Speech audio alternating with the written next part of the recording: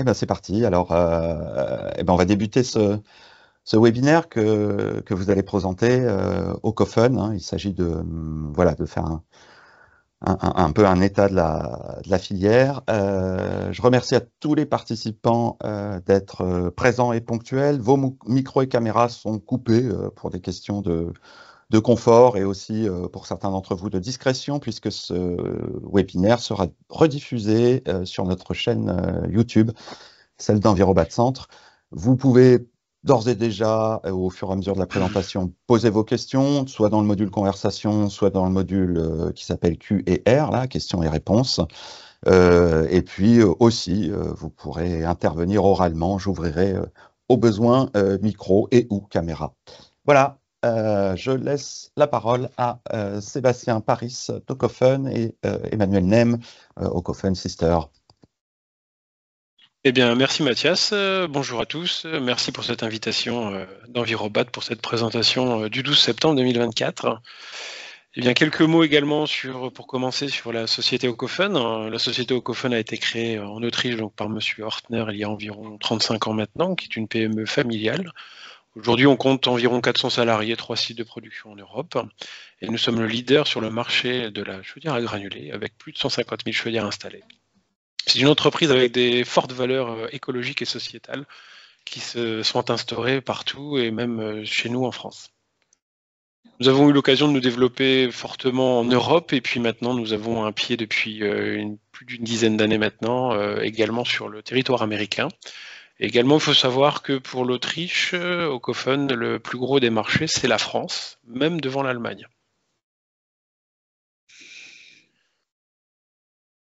Nous sommes le spécialiste de la chaudière à granulés pour différentes raisons, puisque la société Ocofen a développé la première chaudière à granulés automatique dans les années 1997.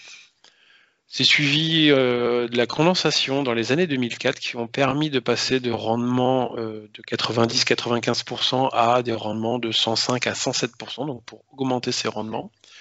Nous avons beaucoup travaillé également sur les systèmes d'alimentation qui étaient auparavant gravitaires et que nous avons passé par des systèmes de transfert pneumatique, donc par aspiration, pour automatiser tout ça. Nous avons également développé les premiers silos textiles qu'on va aborder un petit peu plus loin. Nous avons fait également les premières chaudières hybrides granulées, couplées à du solaire thermique, pour pouvoir avoir des gains économiques sur la consommation de granulés, avec cette énergie gratuite qui est le soleil. Nous avons également, dans les années 2016, développé le raccordement ventouse, principalement sur les chaudières destinées aux domestiques, ce qui nous permet de les placer dans des endroits des fois plus difficiles avec une sortie de fumée horizontale. Et récemment, en 2022, une nouvelle technologie qui est arrivée chez nous, qui s'appelle le zéro flamme, concernant donc les émissions de particules. Aujourd'hui, donc nos machines sont normées en dessous de la norme flamme verte, qui est d'une moyenne de 20 mg de particules qui peuvent être éjectées, et avec notre système zéro flamme, qui nous permet de ne pas avoir forcément d'entretien également, de descendre divisé par 10 en fait ces émissions de particules en descendant à 2 mg. Ocofen France, nous sommes la société est basée sur Chambéry. Nous sommes ensuite organisés en agence. Donc vous êtes avec l'agence Sister pour la région centre, une partie de la région parisienne, le Limousin, ainsi que la Nièvre pour le 58. Nous sommes une équipe de 10 personnes et nous sommes là pour assister donc nos partenaires installateurs chauffagistes dans l'avant-vente, la pré-vente, les formations sur nos produits, la technique également, le SAV et les mises en service. Nous avons donc une agence postée à Ingré, qui est à côté d'Orléans, qui nous sert effectivement à recevoir nos partenaires pour les formations, et également qui nous sert aussi de plateforme Calibois et Calisol RGE pour inciter les installateurs à être normés.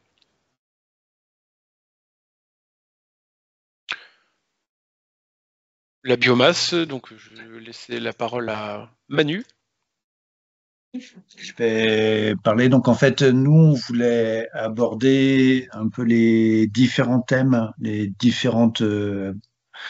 la biomasse, en fait, on parle beaucoup de granulés avec Ocofen parce que c'est notre ADN, c'est vraiment ce marché-là qu'on a abordé avec Ocophone. Mais la biomasse, en fait, c'est un tout petit peu plus vaste. Et quand on parle de biomasse, on regroupe dedans, pour ce qui est du chauffage en tout cas, la bûche, le granulé de bois, les pellets, enfin c'est les deux appellations qu'on a, et puis tout ce qui va être plaquettes forestières. Il n'y a pas de, comment dire, on regardera un peu plus loin. La bûche, j'en parle forcément parce que c'est quelque chose qui est communément, que tout le monde connaît, tout le monde a vu un poêle à bois, une partie, un foyer ouvert, etc.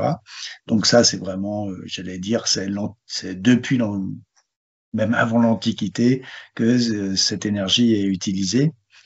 Et nous, on travaille, donc on a des produits qui peuvent répondre à ce marché-là, mais on est quand même beaucoup plus orienté autour des solutions de chauffage au bois automatique via le granulé ou la plaquette forestière.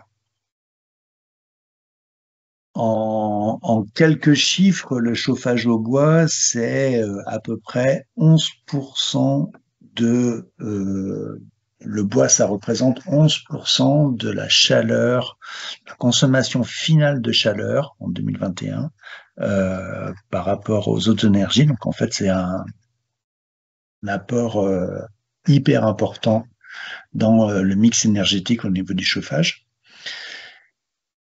Plus de 7 millions de ménages ils sont équipés d'un appareil de chauffage au bois. Donc, quand on parle d'appareil de chauffage au bois, on va parler d'appareil de chauffage central, chaudière par exemple, mais on parle également de tous les appareils divisés, poêle à bois, insert, poêle à granulés, etc. et cheminée, foyer ouvert.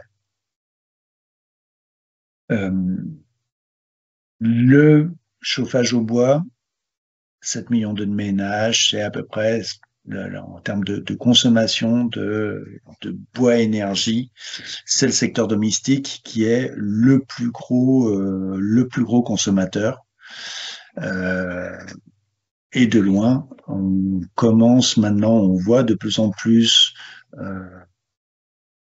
ce marché monter en puissance, soit vers des besoins de tertiaire, soit via, quand on est en zone rurale, la construction de petits réseaux de chaleur, de mini réseaux de chaleur,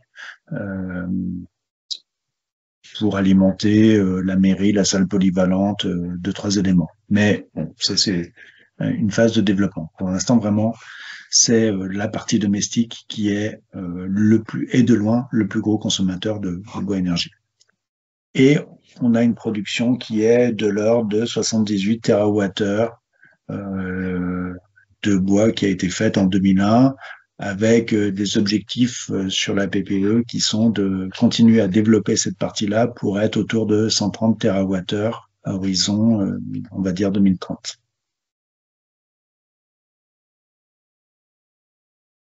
Donc, on a parlé un petit peu, quand on parle de bois, on donne un peu un état des lieux de la ressource.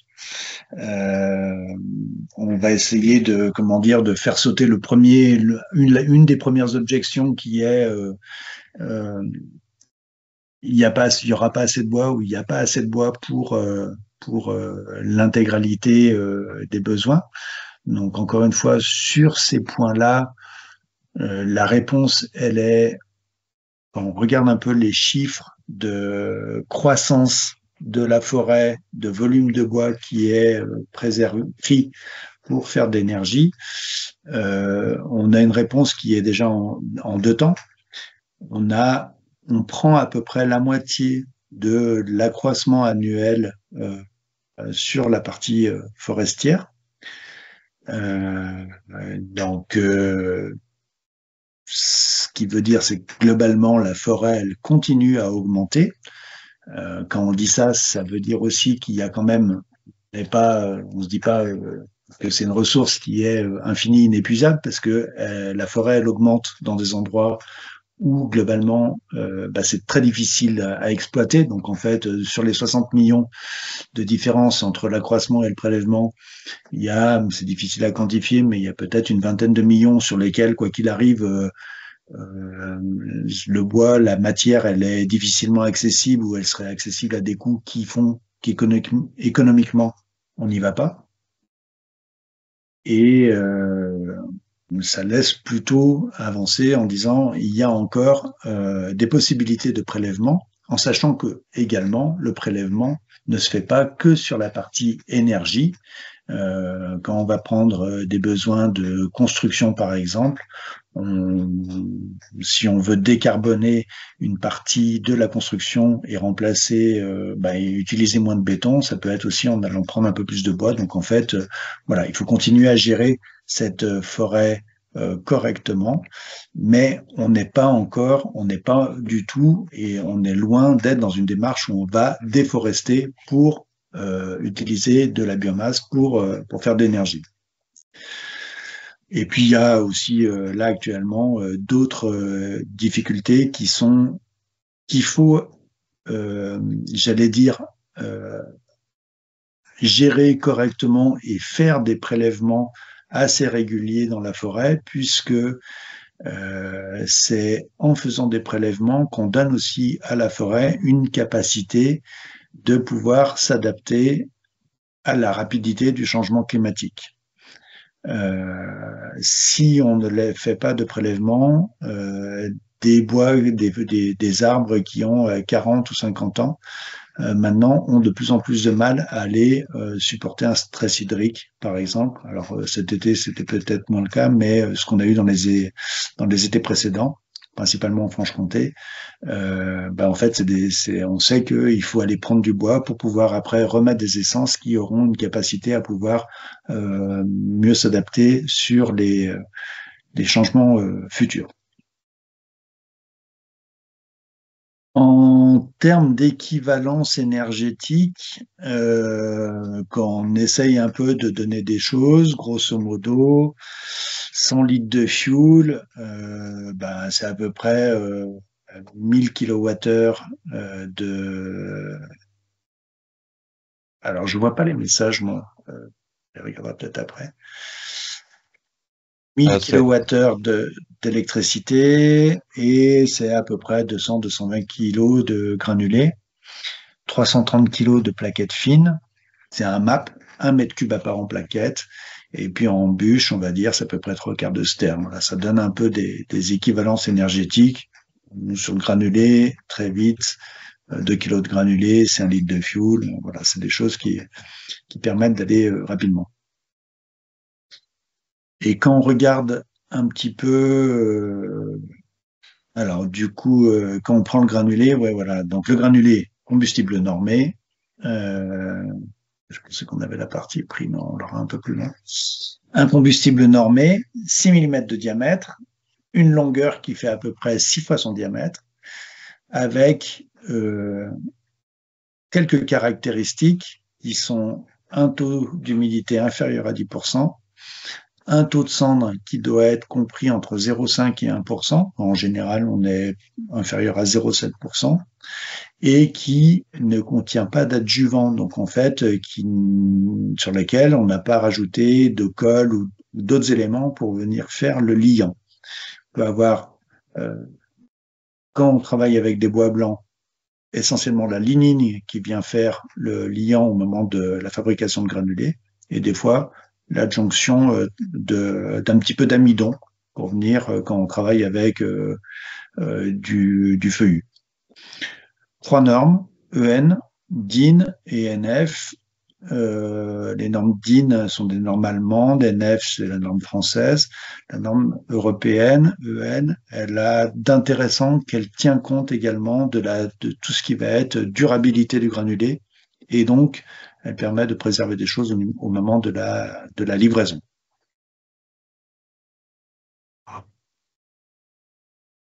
Alors, la fabrication du granulé, les points principaux, c'est qu'en fait, maintenant, sur à peu près toutes les grosses scieries, vous avez du bois qui est pris, tout ce qui va être les déchets de scierie. Quand un billon rentre, arrive, grosso modo, on sait qu'il va y avoir à peu près selon le rendement de la scierie, mais entre 60 et 65% du bois qui pourra être valorisé sous forme de matériaux, c'est-à-dire planches, chevrons, poutres, etc. Et donc, ça veut dire qu'on a 30% entre à peu près 40 à 35% de bois qui n'est pas utilisé. Donc, il y a une partie d'écorce, mais il y a également tous ces sous-produits de scierie, donc la sûre qui vient directement de la scierie, et puis la partie, la DOS en fait, qui elle est broyée, affinée, c'est comme ça qu'on met, on la fait passer, ensuite dans un séchoir pour la redescendre au niveau pour aller chercher notre pourcentage d'humidité inférieur à 10%. Et une fois qu'on sèche, on bascule ça dans une matrice où on va pouvoir produire notre fameux granulé. Donc en fait, les matrices, c'est pas des choses qui ont été développées spécifiquement pour le granulé. C'est l'équivalent des presses qu'on a sur les matériaux agricoles. Et puis après, voilà, on a nos différents contrôles qualité. Si jamais le granulé sort et n'est pas d'aplomb, en fait, il peut retourner dans le séchoir si jamais on a des taux, rebroyer, repasser dans le séchoir si jamais on a des taux d'humidité qui sont pas bons. Mais en tout cas, il va être dépoussiéré, stocké, et ensuite il passe dans les lignes de livraison, soit pour faire de l'ensachage, soit pour être livré directement en vrac. Globalement, dans la partie matière première, sur les unités, donc on a de temps en temps la jonction d'un broyeur supplémentaire pour venir reprendre un peu de bois sur des billons sur lesquels en fait ça vaut pas le coup de les faire passer en termes de scierie, il y aura vraiment trop de déchets, voilà, du bois qui est un peu tordu, un peu trop tordu. Et pour certaines unités de production, on va aller chercher également du bois de première éclaircie. Mais très majoritairement, le granulé, c'est finalement, j'allais dire, un sous-produit de scierie. On dit plus ça maintenant, c'est pas un déchet de scierie, c'est un connexe. Voilà, c'est un produit connexe de scierie. Donc en fait, c'est une façon finalement de valoriser ce bois-là. Pour le bois déchiqueté, là, ça devient un peu plus compliqué parce que en termes d'énergie, on a différentes classifications qui vont prendre finalement, deux, trois critères qui vont être la granulométrie, c'est-à-dire que si ma plaquette forestière présente une longueur supérieure à 45 mm, je pourrais pas la classer en C1, elle va monter de catégorie. Je vais tenir compte des taux d'humidité, puisque en fait là je vais travailler avec un produit qui va être beaucoup plus grossier, et je vais également avoir des taux de cendre qui vont pouvoir me dire, en fonction ensuite de la puissance que je vais avoir en chaufferie, de la technologie surtout de la chaudière que je vais avoir, en fait je vais pouvoir entre guillemets accepter les différentes telle ou telle plaquette. Du P45, avoir une plaquette donc qui est sur du P45, c'est ce qu'on retrouve très majoritairement, ce qu'on essaye d'avoir très majoritairement sur les chaufferies, sur le matériel que nous, on va pouvoir proposer. On voit que dès qu'on commence à être sur du P125, là, on vient de changer de gamme et on est sur de la chaudière sur lequel on est à des niveaux semi-industriels, voire industriels. C'est-à-dire que quand on va raisonner autour d'unités pour alimenter des gros réseaux de chaleur urbains, pour alimenter des centres hospitaliers, on n'aura pas de matière première en dessous du P125. Et avec, du coup, en fait, des taux d'humidité qui peuvent être un peu plus importants. Voilà. Donc, en fait, sur la plaquette, c'est la partie normage, elle est un peu plus, on va dire, je vais pas dire aléatoire, mais disons elle prend en compte plus de critères, et donc on peut avoir quelque chose qui est broyé correctement, mais qui n'est pas suffisamment sec pour être un peu en difficulté. Globalement, dans les modes de production des plaquettes, ce qu'on retrouve énormément, ça va être là pour le coup, si jamais je prends des choses autour, on va plutôt abattre, on va aller chercher du bois sur une parcelle et on va faire du broyage et du séchage sur plateforme pour après directement alimenter les chaudières. Donc encore une fois, on est sur des gammes qui sont plus importantes. Ou éventuellement, on va avoir de l'abattage avec un broyage en bord de parcelle et ensuite séchage sur plateforme et une reprise pour alimenter directement les sites de consommation. On passe quand même majoritairement par une étape de séchage qui est quand même très réduite, vu si on a plus on va avoir, on va dire, une puissance importante à alimenter en termes de générateurs derrière. Alors, une des grandes questions qui est autour du granulé et d'une façon générale du bois, quand on discute, tout le monde voit que c'est une énergie renouvelable qu'on a énormément. Beaucoup de questions sont liées, et de plus en plus, et de façon très légitime, sont liées autour de la qualité de l'air et surtout de l'émission de particules fines selon les différents types d'appareils. Nous, sur toute la gamme qu'on peut avoir, et ça fait aussi partie des éléments qui ont été liés à l'écriture de la programmation pluriannuelle de l'énergie, tous les appareils de chauffage au bois anciens, qui fonctionnent avec de la bûche, qui peuvent être avec des inserts, des foyers ouverts ou des choses sur lesquelles on a un contrôle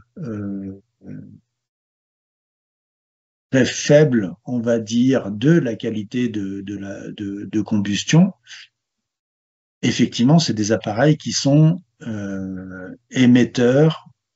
très fortement émetteurs, qui peuvent être très fortement émetteurs de particules fines. Une cheminée à foyer ouvert, c'est une catastrophe en termes de rendement, puisque là, vous dépassez pas les 50% de rendement, tout passe dans les fumées. Donc, en termes de rendement énergétique, vous passez le double de bois de ce que vous devriez pouvoir passer. Et en plus, en termes d'émissions de particules fines, quand vous êtes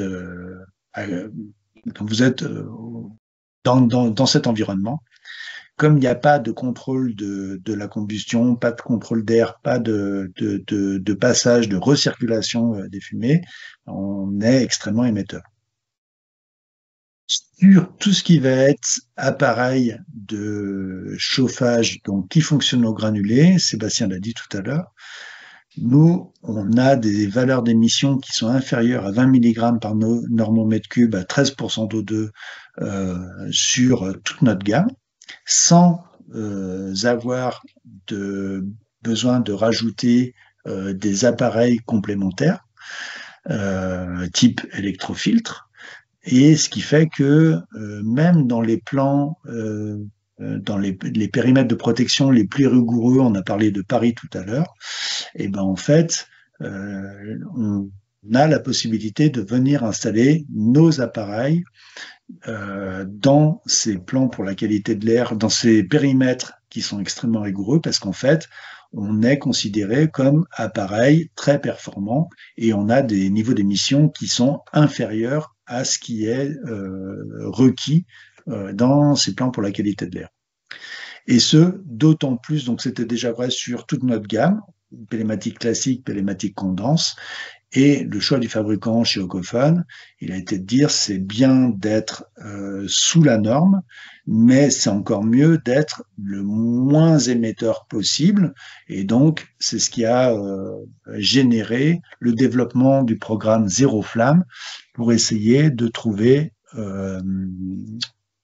les technos les plus simples possibles, les plus efficaces pour être maintenant, grosso modo, à la limite de détection quand on parle de particules fines sur nos appareils. Pour le bois déchiqueté, comme on l'a vu tout à l'heure, c'est un matériau qui va être sujet à beaucoup plus de fluctuations. Quand on est sur des petites puissances et avec une plaquette forestière de type C1, et ben en fait les appareils qu'on propose via HDG vont pouvoir fonctionner sans avoir besoin d'avoir des éléments complémentaires. Mais quand on commence à monter en puissance, et ben en fait, toute la gamme peut être équipée d'électrofiltres qu'on vient mettre à côté et qui permettent du coup de faire redescendre très fortement les émissions de particules. Voilà. Dans les techniques de filtration, si je dis vite, un dépoussiéreur cyclonique, ça enlève les gros morceaux. Ça va pas enlever les particules fines, ou très peu en fait, mais vraiment ça va être quand on a une combustion sur laquelle on n'a pas assez de recirculation, de passage, ben, en fait on peut avoir des éléments, voilà, le fil citronique qui va faire en sorte que quand vous avez une grosse chaufferie, si jamais vous avez un temps un peu anticyclonique, les véhicules sont pas tout gris, il n'y a pas eu de dépôt, voilà, c'est quelque chose de visible. L'électrofiltre, lui, va vraiment viser sur sur les particules fines. Et donc là, on va aller chercher quelque chose un peu plus loin avec des capacités de soustraction qui sont autour de, on va dire 60-70%. C'est ce qui est admis sur l'électrofiltre, sans être trop commercial. Voilà. Donc tout ça pour dire, en fait, pour nous, la qualité de l'air, c'est un enjeu.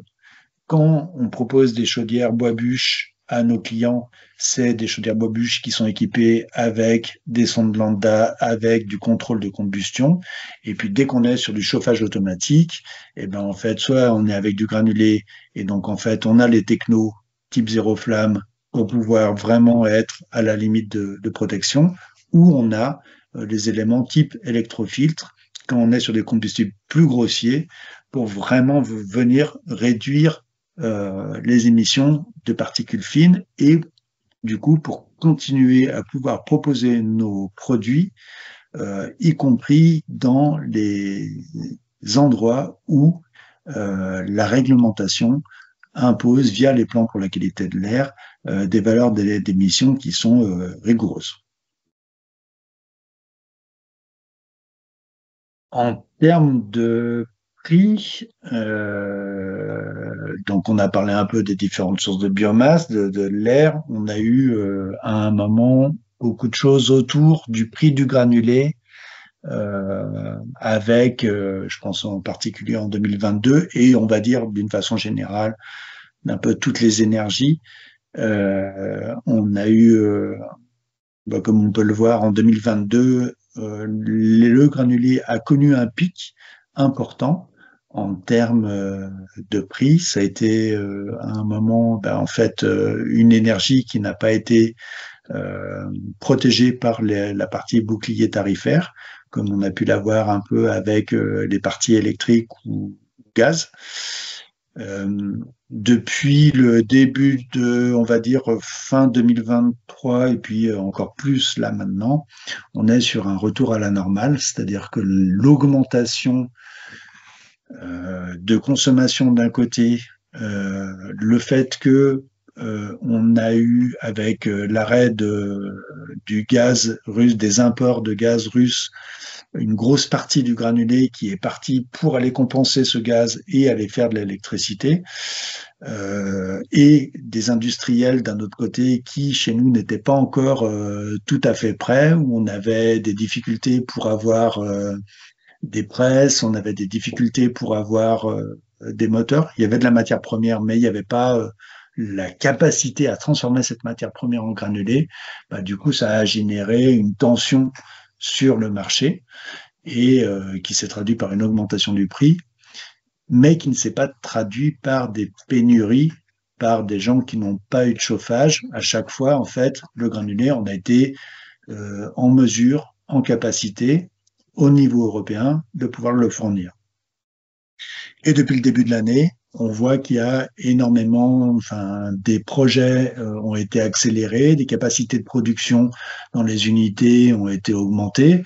On parle dans le Loiret, Sidesup, ils ont remis 2 lignes supplémentaires pour pouvoir ressortir, je dirais des bêtises, mais je crois que c'est 8000 tonnes par an, 8 ou 10 000 tonnes par an.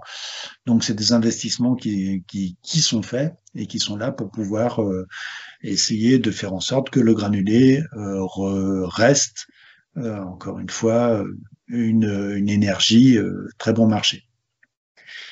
Vous remarquez que dans ces prix de plaquettes d'énergie, on ne parle pas de plaquettes forestières.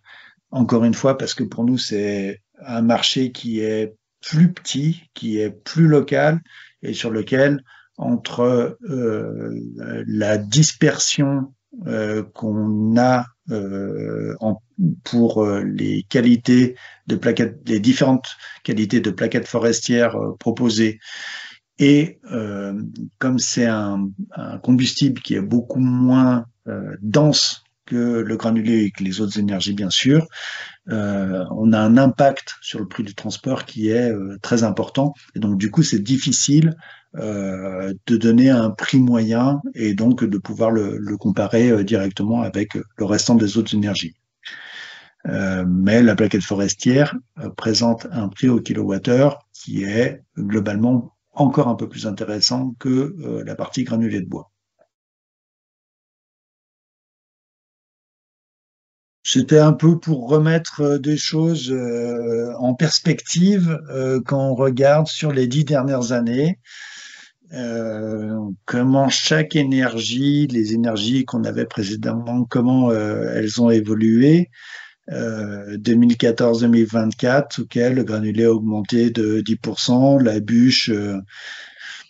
bûche, c'est un marché qui est compliqué à dire, mais pourquoi pas 14%?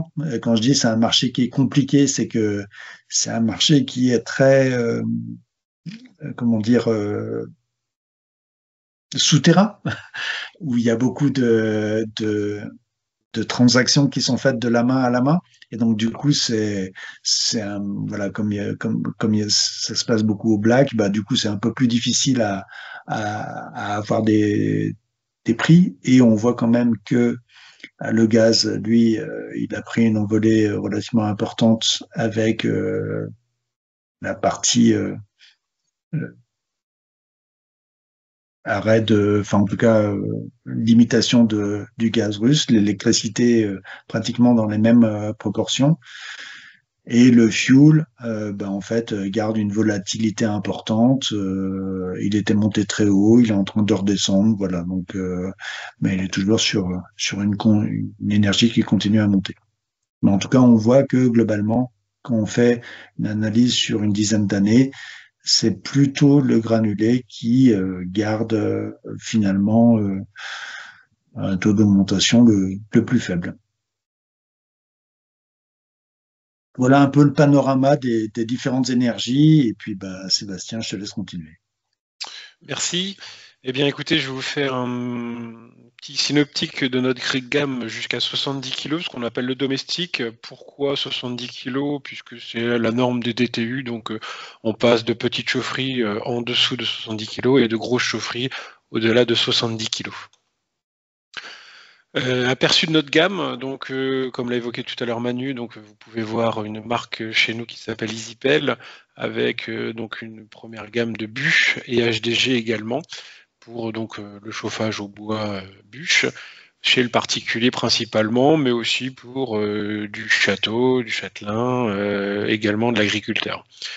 On retrouve également donc tout en haut EasyPel Pelematic Compact et Maxi, la gamme de chaudières à granulés automatiques classiques, donc avec des rendements d'environ 90-95% pour ce type de chaudière, avec des puissances différentes, donc de 3 kg jusqu'à 56 kg.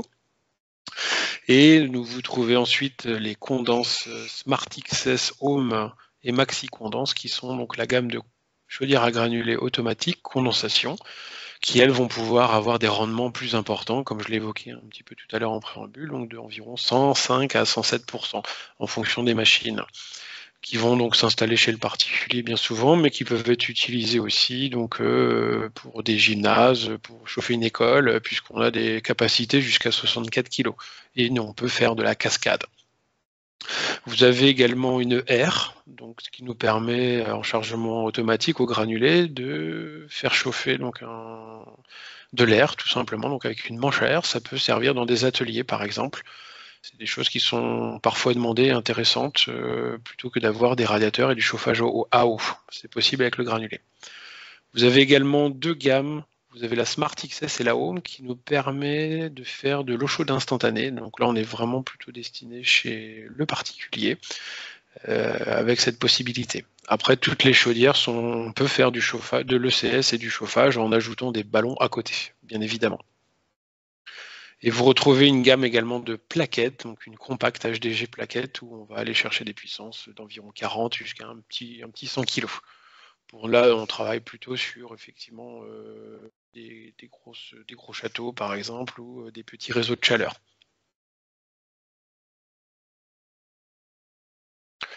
Pour rentrer un petit peu plus dans le détail, donc la marque EasyPel chez nous est une marque qui a été créée par Ocofen, qui reprend les premières machines d'Ocofen avec la première technologie, assez simplifiée dans les options, options et la régulation. Nous sommes sur un chargement manuel, donc on peut voir sur le côté gauche, on vient vider directement des sacs dans la machine.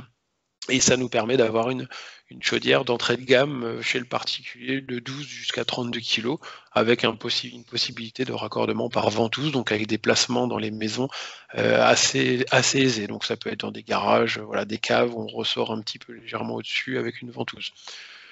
Donc on peut la coupler pour faire du chauffage en plancher chauffant, en radiateur, et à côté vous pouvez également chauffer donc un préparateur eau chaude sanitaire, ce qui vous permet d'avoir également votre eau chaude sanitaire. Également la Pelematic Home, donc la destinée également chez le particulier sur une maison, plutôt de la maison neuve, type maison bois par exemple également, qui nous permet donc d'avoir de 3 à 10 kg de puissance sur cette machine-là, où on va pouvoir gérer 1 à 2 zones de chauffage, comme je l'évoquais, donc soit plancher chauffant, soit radiateur, et un petit ballon de 150 litres avec de l'eau chaude instantanée en 21 litres minutes et un remplissage manuel sur le côté de la trémie, avec un gain de place énorme, puisque la chaudière, telle que vous le voyez, c'est la seule place qu'elle prend, donc moins d'1 mètre carré au sol. Elle est connectée, bien évidemment, comme toutes nos chaudières aujourd'hui, elles sont connectées et connectables à Internet, ce qui nous permet d'avoir également des remontées d'informations, de la maintenance prédictive avec les installateurs, et en tant qu'utilisateur, de pouvoir les piloter à distance.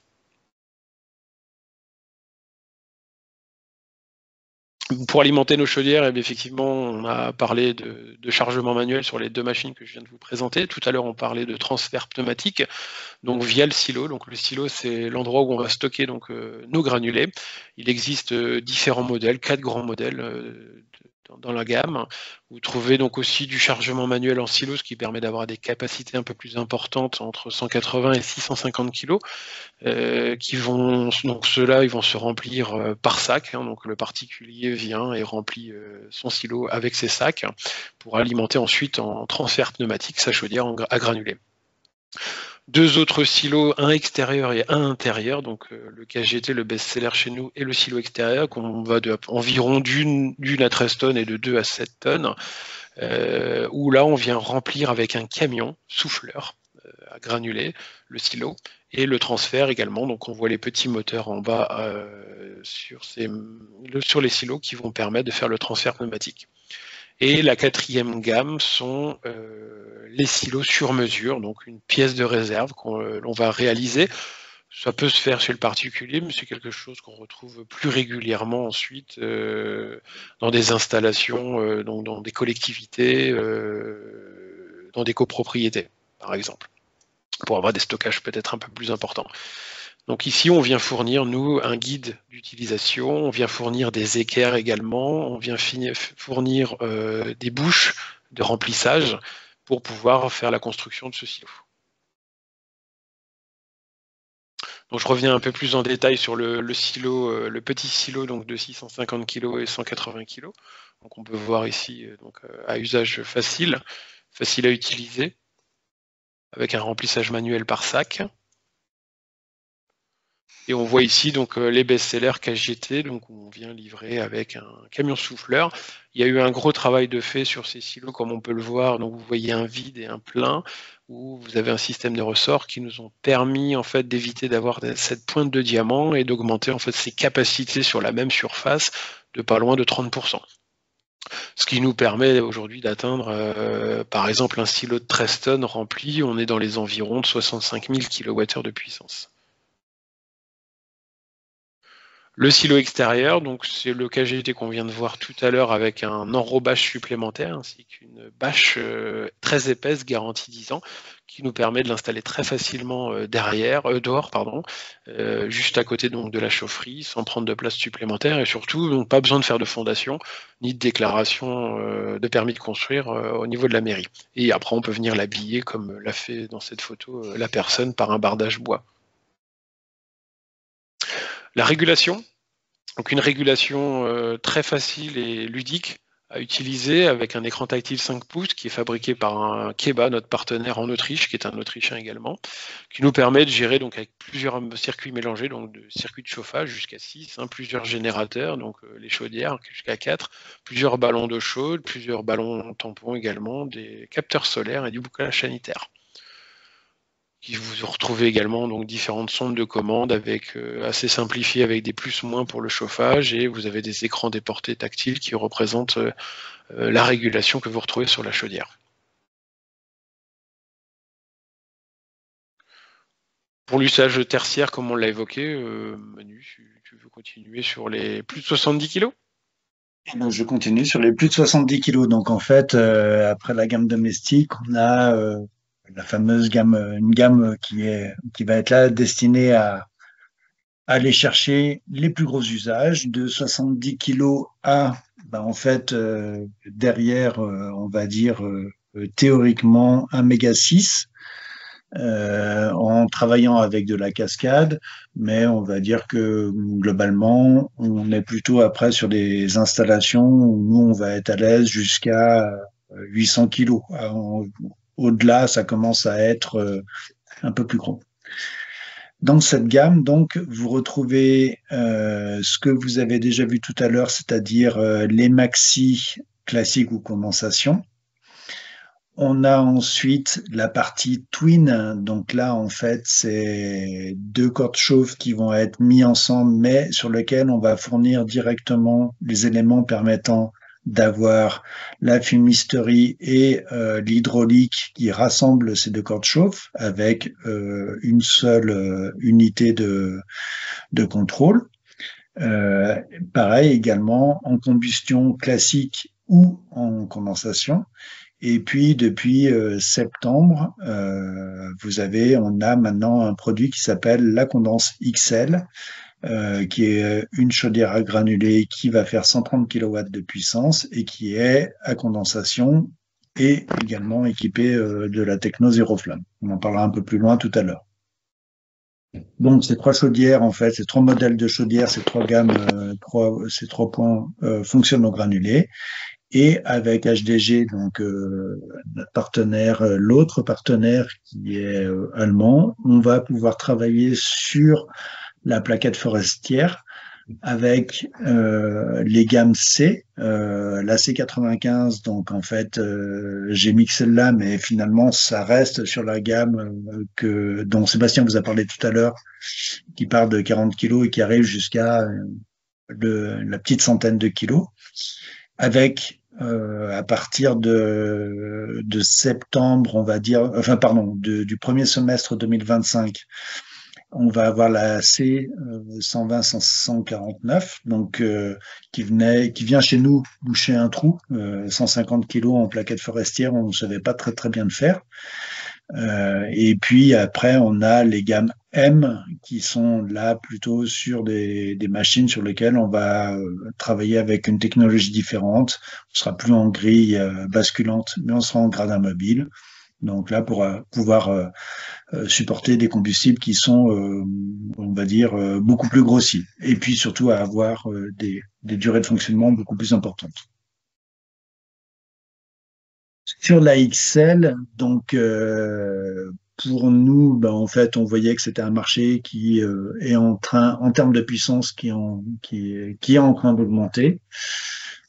Jusqu'à présent, on a vraiment fait le choix de travailler avec des cascades, et donc du coup, quand on va avoir une puissance de 120 kg à fournir, effectivement, on pourra travailler avec de la condense XL, et on pourra également faire des variantes pour travailler avec deux chaudières, avec une cascade de 2 fois 56 kW par exemple.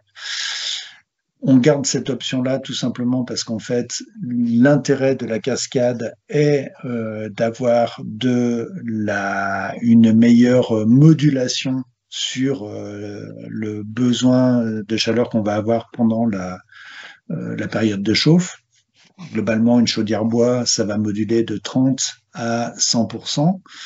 Et en fait, quand on met qu'une seule chaudière, ça veut dire 230 kg, ça veut dire que grosso modo, on va pouvoir on va moduler à partir d'un gros 40 kg, on va dire. Alors que si jamais on a 2 fois 60, on va commencer à moduler à partir de 18-20 kW de puissance. Donc ça, il y a des intérêts par rapport à ça. Et on conservait aussi jusqu'à présent un discours très fort autour de l'utilisation de la cascade pour les parties, pour avoir des parties redondantes en termes de pour être sûr qu'il y ait au moins une chaudière qui tourne en cas d'un défaut sur une des machines, un problème d'allumeur, un problème d'approvisionnement de granulés, etc., etc.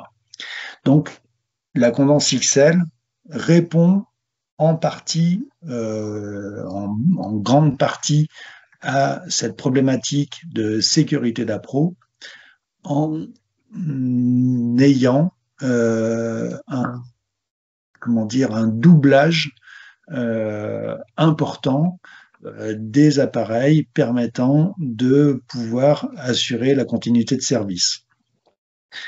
2 allumeurs, un nettoyage, un nettoyage du ramonage et du cendrier qui va être doublé également, 2 cendriers qui vont arriver. En option, on peut avoir 2 turbines d'aspiration pour venir soit sécuriser l'appro, soit augmenter les tailles de stockage. Et puis, en fait, on reste chez Ocophon avec une techno condensation, tout simplement parce qu'en fait, on part du principe que il faut qu'on puisse proposer des produits qui vont pour consommer le moins d'énergie possible pour pouvoir rendre le service attendu. Donc, la techno-condensation, c'est ce qui permet d'avoir le plus d'efficacité.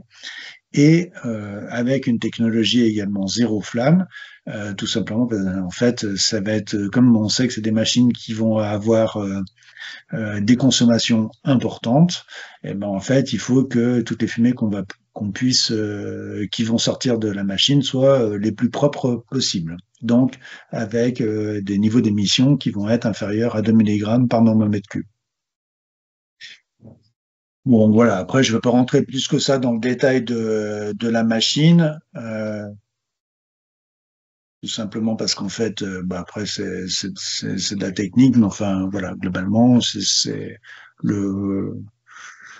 la continuité de ce qu'on a pu faire jusqu'à présent. Donc, on est passé vite sur la partie des stockages. Sébastien en a parlé tout à l'heure, effectivement. Sur les installations tertiaires, on va beaucoup avoir de silos bâtis et un peu moins de silos textiles. Sur les silos textiles, on a essentiellement trois références qu'on utilise, et avec des silos, un silo, je pense en particulier au 3626, qui lui a une capacité de 12 tonnes de stockage. Donc ça veut dire que si jamais on arrive à avoir deux 26-26 ou deux 36-26, ça veut dire qu'on peut carrément accueillir des camions complets au moment des remplissages. Chez HDG, on a, on va dire, là, deux technos qui sont différentes, qui vont équiper soit la gamme C, donc la gamme compacte, avec un seul moteur, donc c'est avec le système de Vario, avec un seul moteur qui va à la fois entraîner la vis de dessilage, de transfert de la matière depuis le silo de stockage, et qui va entraîner l'écluse rotative. Donc en fait, encore une fois, là, comme on n'est pas sur des transferts en aspiration, on a potentiellement une liaison entre le silo de stockage et le foyer de la chaudière. Donc l'écluse rotative, c'est ce qui va vous permettre à la fois de maintenir l'étanchéité entre le stockage d'un côté et le brûleur de la machine, de la chaudière. Et cette écluse, elle va aussi vous permettre de, on va dire, remettre à dimension les éléments de plaquettes forestières qui seraient peut-être un peu trop longs. Voilà, quand on dit qu'on a du P45, c'est du P45, mais il y a quand même potentiellement, il peut y avoir un peu de queue de déchiquetage, des choses qui peuvent arriver. C'est le job de l'écluse de remettre tout ça à dimension. Une fois que ça a passé dans l'écluse, de toute façon, il n'y a plus de blocage au niveau du brûleur. Pour la gamme, juste laisse un peu de Sébastien, pour la gamme M, là, on travaille avec deux moteurs différents, c'est-à-dire qu'on va avoir un moteur qui va assurer l'extraction de la matière depuis le silo et un deuxième moteur qui, lui, va assurer le fonctionnement de l'écluse rotative. Donc, en fait, on vient là rajouter un peu plus de puissance sur ces moteurs. Voilà, c'est juste pour dire un peu les différences. Dans la gamme C, on a un système de grille basculante, c'est-à-dire que comme on a des combustibles qui sont plus grossiers, qu'on a potentiellement des risques d'avoir de la terre ou de générer des mâches fer, et ben en fait, à intervalles réguliers, on vient basculer la grille pour limiter les résidus, les scories, le mâche fer, on vient nettoyer cette grille-là, avec un peu de bois qui reste à proximité de la vis magasin pour faciliter le redémarrage de la machine et la remontée en puissance. Manel, je me permets de t'interrompre juste pour des questions d'horaire. Il est bientôt -5. On a 2 questions. Voilà, je te le dis pour que tu aies l'info, qu'on prenne juste le temps de répondre au moins à ces 2 questions. Merci. Ça marche. Eh ben, je vais aller donc sur les gammes M. Là, on change de braquet, c'est-à-dire qu'on est avec du foyer à gradin mobile. Et donc là, la matière va arriver et c'est des chaudières qui, du coup, sont vraiment prévues pour fonctionner sans perte de puissance, sans arrêt, sans avoir des phases d'arrêt pour venir justement nettoyer la grille et avoir ce système de nettoyage. Donc, en fait, typiquement, quand on est sur du process industriel, quand on est sur du réseau de chauffage, eh ben, c'est des machines qui sont super bien étudiées par rapport à ça. Voilà. Sébastien tout à l'heure a parlé du stockage pour le granulé. Quand on est sur de la plaquette forestière, c'est beaucoup plus rock'n'roll, c'est-à-dire que là, comme on a des transferts par vis, qu'on est sur un produit qui est un peu plus compliqué à manipuler, on essaye d'avoir un soin beaucoup plus particulier sur notre stockage, c'est-à-dire que quand on est en conception, ça va prendre plus de place que du granulé. Il va falloir qu'on soit à proximité de la chaufferie. On essaiera de limiter tous les éléments qui vont faire en sorte qui pourraient renchérir le coût d'un projet ou qui pourraient engendrer des nuisances autres, en particulier avec un silo trop petit, des rotations trop importantes d'approvisionnement du silo. Voilà. Et puis voilà, ça c'était un peu quelques exemples de réseaux de chaleur, de choses qui étaient là. Donc en fait là c'est des machines qui tournent sur le réseau de chaleur dans le nord à Fifkai, c'est 2M 240, mais qui tournent avec du granulé. On est en zone hyper urbaine, et donc là en fait il fallait qu'il y ait des machines qui tournent au granulé pour limiter la taille de stockage et une continuité de fonctionnement. Et puis, nous, on a un réseau de chaleur, c'est le château de Candé dans le 41 qui tourne, le château d'Apremont, voilà. On a la chance d'avoir la Sologne et d'avoir des châtelains, donc voilà, on continue avec ça. Également, pour terminer, je reprends 2 petites minutes. Nous avons également toutes nos machines sont, comme je l'évoquais tout à l'heure, couplage solaire thermique, puisque nous faisons du solaire thermique, pour continuer là sur le sujet. Hop. J'avance un petit peu parce que Mathias nous a dit que on était un petit peu vite. Aller vite. C'est pour le but, Emmanuel, surtout. Après, oui. J'avance un petit peu. Donc également, aussi. on fait des Energy Box. Donc on a vu toute notre gamme de produits. S'il y a des soucis en fait de positionnement ou de placement dans une chaufferie, de refaire du coupe-feu, etc., des coûts trop importants, il y a la possibilité, de pouvoir les organiser dans un conteneur. Donc ça arrive tout près. Voilà, c'est des choses qui sont un peu particulières, mais c'est des choses que l'on sait faire.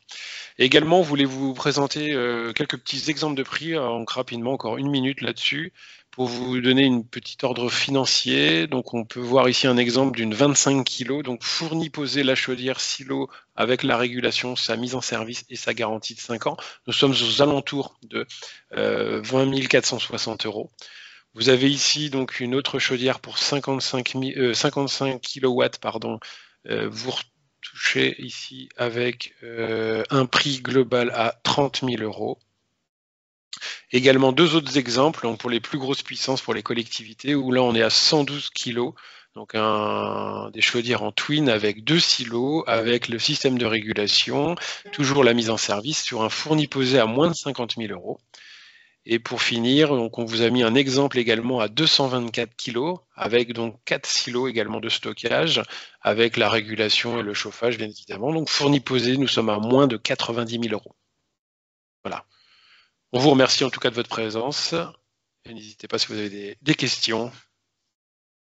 Merci pour cette présentation. Merci beaucoup. Je vais vous lire les questions qui ont été posées. Avez-vous un retour sur l'autofabrication de pellets pour viser l'autonomie? Les pellets autofabriqués sont-ils compatibles avec les produits Ocofen? Des clients maîtres d'ouvrage qui gèrent des bois m'en ont parlé. J'ai pas bien compris, ça va si jamais... Est-ce qu'on peut utiliser des pellets autofabriqués dans vos appareils Ocofen? Fais une réponse. On fait des essais au cas par cas, c'est-à-dire en fait, on est capable de prendre du granulé et on va dire, donc on peut demander nous à ce qu'il y ait une garantie pour que le bois ne contienne pas de chlore ou de choses comme ça qui pourraient endommager notre matériel. Et ensuite, on peut tourner. Je pense à quelques petites unités, des gens qui font de la terrasse, qui utilisent du Douglas, par exemple, et qui fabriquent, qui ont une presse pour réduire leurs déchets. Et en fait, ça sert à quelques employés dans l'usine. voilà, si jamais ça génère du mâche-fer, bah, c'est eux, ils apprennent à se débrouiller, quoi. Voilà.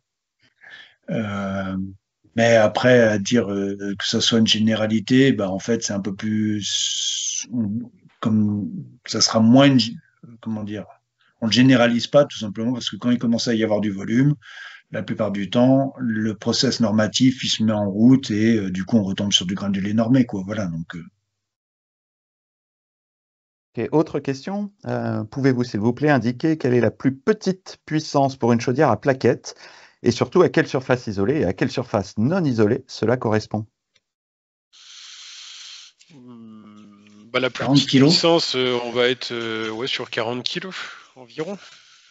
c'est 40 kilos. C'est souvent 30, la pour. plus petite, 30-40, oui. Ouais, c'est ça. Souvent, c'est pour une maison individuelle, c'est bien trop gros.